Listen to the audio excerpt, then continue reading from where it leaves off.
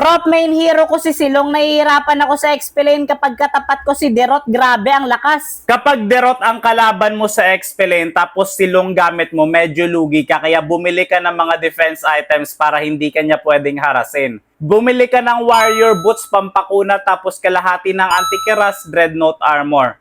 Tapos bumili ka na rin ng rose gold meteor para may damage ka na, may defense items ka pa. At syempre, bibili ka ngayon ng Sea Halberd para mapunit mo si Derot, hindi siya makapag-sustain. Kapag si Glue naman ang kalaban sa explain, Prop, ano ang counter items? Kapag kalaban mo naman si Glue, bumili ka ng tough boots tapos radiant armor. At syempre, bibili ka rin ng Sea Halberd para malusaw si Glue.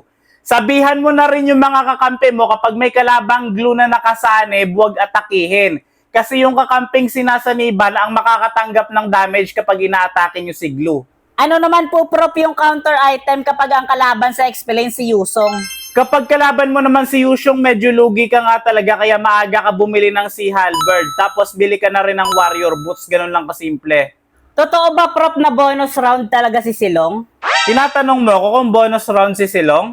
Ang masasabi ko lang dyan, I have the right to remain silent.